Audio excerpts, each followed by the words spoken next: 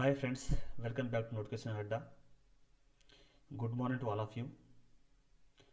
Councils of Scientific and Industrial Research అనే సంస్థలో S O and ASO పోస్టులను భర్తీ చేయడానికి ministry of science and technology నుంచి అయితే ఒక భారీ నోటిఫికేషన్ అయితే రిలీజ్ చేయడం జరిగింది.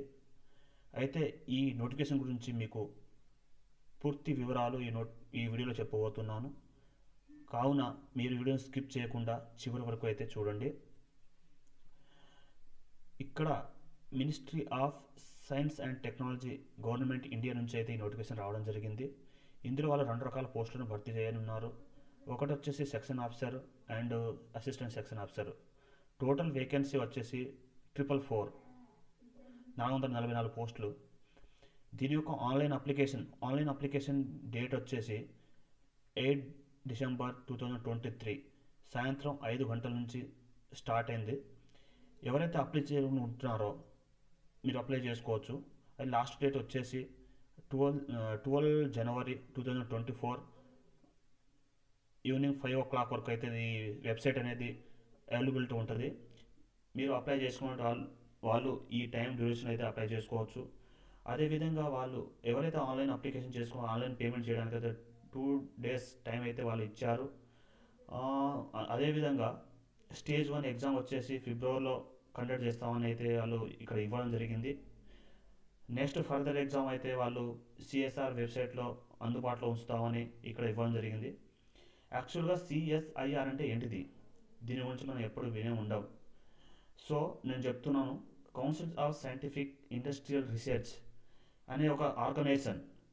ఇది సైంటిఫిక్ ల్యాబొరేటరీకి సంబంధించింది. ఇది మన ఇండియాలో 1942లో స్థాపించడం జరిగింది. దీని యొక్క పని ఏంటిదంటే, ఇది department of scientific and industrial research చేయడానికి, అంటే సైంటిఫిక్ అండ్ రీసెర్చ్ చేయడానికి ఇది ఒక ministry of science and technology government of ఇండియాలో ఒక పార్టు.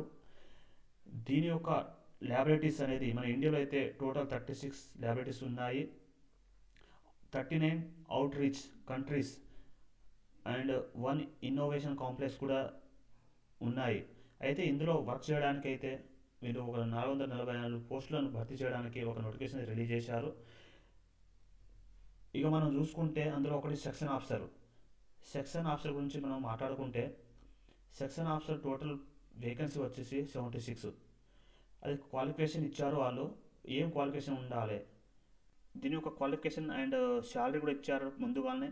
మనకు శాలరీ ఎంత ఉంటుంది, బేసిక్ పే వచ్చేసి ఇది ఒక గ్రూప్ బి గెస్టెడ్ పోస్ట్ అండి. దీని యొక్క శాలరీ 47,600 నుంచి 1,51,100 వరకు దీని యొక్క శాలరీ ఉంటుందని వాళ్ళు ముందుగానే డిసైడ్ చేయడం జరిగింది. ఎడ్యుకేషన్ క్వాలిఫికేషన్ వచ్చేసి ఏదైనా యూనివర్సిటీలో మీరు గ్రాడ్యుయేట్ అయి ఉండాలి. ఏజ్ లిమిట్ అండి 33 years అయితే ఏజ్ లిమిట్ ఉండాలి. అదేవిధంగా అసిస్టెంట్ సెక్షన్ ఆఫీసర్, ఇందులో కూడా 3 parts: general, finance and account, sales and purchase. Total vacancy వచ్చేసి 368. ఇందులో కూడా బేసిక్ పే లెవెల్ ఏ విధంగా ఉంటుందంటే, ఇది కూడా group B post but non gazetted. Pay level వచ్చేసి 44,900 నుంచి 1,42,400 రూపాయల వరకు అయితే దీని యొక్క శాలరీ ఉంటుందని వాళ్ళు ముందుగా నిర్ణయించడం జరిగింది. దీని యొక్క ఎడ్యుకేషన్ క్వాలిఫికేషన్ వచ్చేసి ఏదైనా యూనివర్సిటీలో గ్రాడ్యుయేట్ పాస్ అయిన వాళ్ళే దీనికి అర్హులని వాళ్ళు చెప్పడం జరిగింది. ఏజ్ లిమిట్ దీనికి కూడా 33 years ఉండాలి. అదే సెక్షన్ ఆఫీసర్లో 3 parts అని చెప్పాను కదా, అందులో 3 డిపార్ట్మెంట్ అయితే ఉంటుంది. ఆ 3 డిపార్ట్మెంట్లో 76 పోస్టుని అయితే వేకెన్సీ ఖాళీలను ఈ 3 డిపార్ట్మెంట్లో సపరేట్ చేశారు వాళ్ళు. ఆ 3 డిపార్ట్మెంట్లోనే మళ్ళీ వేరే కేటగిరీ వైజ్ కూడా ఇక్కడ బ్రేకప్ చేయడం జరిగింది. మీరు ఈ చార్ట్ని అయితే చూసుకోవచ్చు. అసిస్టెంట్ సెక్షన్ ఆఫీసర్లో కూడా 3 types ఆఫ్ డిపార్ట్మెంట్ ఉన్నాయి: జనరల్ అని, ఫైనాన్స్ అండ్ అకౌంట్ అని, సేల్స్ అండ్ పర్చేస్ అని. ఇందులో టోటల్ వచ్చేసి 368 పోస్టులు. అసిస్టెంట్ సెక్షన్ ఆఫీసర్ జనరల్లో 237, assistant section officer finance and అకౌంట్లో 83, assistant section officer sales and పర్చేస్లో 48 పోస్టులు. అయితే ఇక్కడ కేటగిరీ వైజ్ బ్రేకప్ చేయడం జరిగింది. మీరు డౌట్ ఉంటే ఇక్కడ చూసుకోవచ్చు. ఏజ్ రిలాక్సేషన్ ఎంత ఉండాలి అనే విషయానికి మనం చూసుకుంటే, ఎస్సీ అండ్ ఎస్టీ వాళ్ళకైతే 5 years ఏజ్ రిలాక్సేషన్ అయితే ఇచ్చారు. ఓబీసీ వాళ్ళకైతే 3 years. పీడబ్ల్యూబీడీ అంటే పుట్టుకతోనే అంగవైకల్యం కలగవాళ్ళు, అంటే permanent with bench mark disability. పుట్టుకతోనే ఎవరైతే అంగవైకల్యం ఉందో వాళ్ళకైతే 10 years ఏజ్ రిలాక్సేషన్ ఇచ్చారు. ఇంకా అదే కాకుండా ఇక్కడ కేటగిరీ వైజ్లో కూడా ఏ క్యాస్ట్లో అయితే అంగవైకల్యం గల వాళ్ళు ఉన్నారో వాళ్ళకు కూడా సపరేట్గా 15 సంవత్సరాలు, ఎస్సీ ఎస్టీకి అయితే 15 సంవత్సరాలు, ఓబీసీకి అయితే 13 సంవత్సరాలు, ఈ విధంగా వాళ్ళకు ఏజ్ రిలాక్సేషన్ ఇచ్చారు. ఓబీసీ ఓన్లీ పీడబ్ల్యూబీడీ అంగవైకల్యం కలిగిన వాళ్ళని. ఎక్స్ సర్వీస్ మెన్కి వచ్చేసి 3 years టైం డ్యూరేషన్ అయితే వాళ్ళు ఇచ్చారు age relaxation. Or CSIR department candidate ఎవరైతే ఇప్పుడు ప్రజెంట్ సిఎస్ఐఆర్లో ఫర్దర్గా జాబ్ చేస్తున్న క్యాండిడేట్ అయితే వాళ్ళ కోసం 5 years ఏజ్ రిలాక్సేషన్ అయితే ఇవ్వడం జరిగింది. ఇదంతా బాగానే ఉంది, కానీ మన ఎగ్జామ్ రాయడానికి మనం ఏం చదువుకోవాలి, అసలు దాని చాప్టర్ గురించి తెలియదు. అందులో paper 1, paper 2, paper 3, interview and computer professional test, ఈ 5 టెస్ట్లు అయితే ఉంటాయి. బట్ మనం ఏ చదువుకోవాలి అనే విషయాన్ని మనం చూసుకుంటే ఇక్కడ నేను చెప్పబోతున్నాను. పేపర్ 1 వచ్చేసి total 150 marks, time duration 2 hours.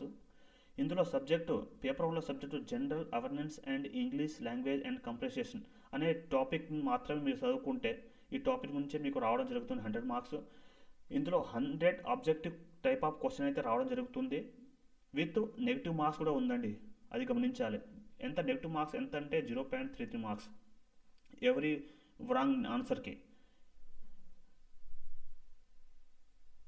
అదేవిధంగా ఇంగ్లీష్ లాంగ్వేజ్ అండ్ కంప్రెసేషన్, ఇంగ్లీష్కి వచ్చేసి 50 క్వశ్చన్ ఇంగ్లీష్ నుంచి అయితే 50 ఆబ్జెక్టివ్ టైప్ ఆఫ్ క్వశ్చన్ వస్తుంది, దీని negative marks 0.33.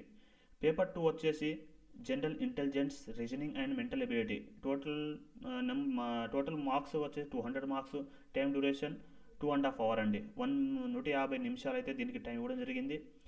200 question objective type of question అయితే రావడం జరుగుతుంది. విత్ నెగిటివ్ మార్క్స్ కూడా ఉన్నాయి ఇందులో ప్రతి ఒక్క రాంగ్ ఆన్సర్కి.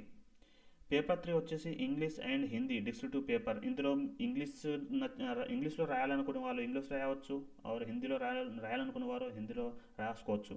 కాబట్టి ఈ పేపర్ 3కి వచ్చేసి 150 మార్క్స్ అయితే ఇవ్వడం జరిగింది, టైం డ్యూరేషన్ 2 hours.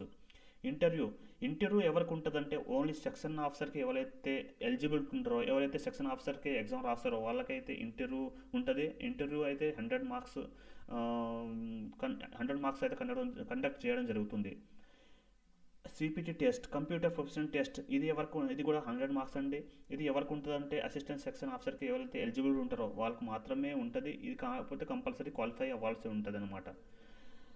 ఇక్కడ నేను నోటిఫికేషన్ వేకెన్సీతో కాకుండా నేను మన సిలబస్ నుంచి ఏ టాపిక్ నుంచి ఏం వస్తుంది, ఏ చాప్టర్ నుంచి ఏ సబ్జెక్ట్ టాపిక్ వస్తుంది అనే విషయాన్ని కూడా మీకు చెప్పబోతున్నాను. పేపర్ 1లో జనరల్ అవేర్నెస్ అని చెప్పాను కదా, అందులో ఏదైతే చదువుకోవాలో, మీరు ఏ చాప్టర్ చదువుకోవాలో చెప్తున్నాను. జనరల్ అవేర్నెస్ నుంచి history of India and Indian national movement and constitution of India, polity, governance, social justice, current events of national and international importance, ఈ టాపిక్ నుంచి 100 మార్క్స్ రావడం జరుగుతుంది. అదేవిధంగా ఇంగ్లీష్ చూసుకుంటే comprehension, active voice, passive voice, preposition, synonym, antonym, ఈ topic నుంచి అయితే మీకు 50 మార్క్స్ అయితే రావడం జరుగుతుంది. అంటే పేపర్ 1లో టోటల్ వచ్చేసి 150 marks.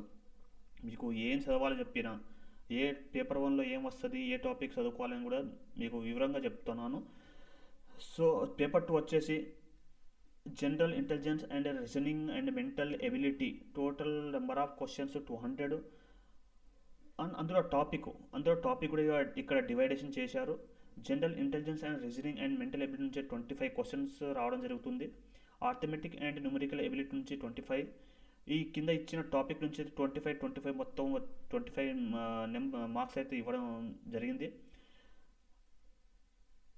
Paper 3 English and Hindi అని చెప్పాను కదా. పేపర్ 3లో మనకు ఏం రాబోతుంది ఎగ్జామ్ అంటే ఎస్ఐ రైటింగ్ 2 questions 100 మార్క్స్, అంటే ఈచ్ 150 మార్క్స్ అండి. ప్రెసిస్ రైటింగ్ 1 question రాస్తే 30 మార్క్స్, లెటర్ అప్లికేషన్ రైటింగ్కి 20 మార్క్స్. ఫ్రెండ్స్, ఎవరైతే ఈ ఎగ్జామ్కి రాయాలని ఉంటున్నారో వాళ్ళు మంచిగా చదువుకొని ఈ జాబ్కి ప్రిపేర్ అయ్యి ఎగ్జామ్కి అటెండ్ అయ్యి జాబ్ కొట్టాలని మనస్ఫూర్తిగా దీవిస్తున్నాను. మీకు కనుక మన ఛానల్ నచ్చినట్లయితే ఒక లైక్, సబ్స్క్రైబ్, షేర్ చేయండి. ఇలాంటి నోటిఫికేషన్ గురించి మీకు ఫర్దర్గా వీడియోస్ చేస్తూనే ఉంటాను. జై హింద్, జై భారత్.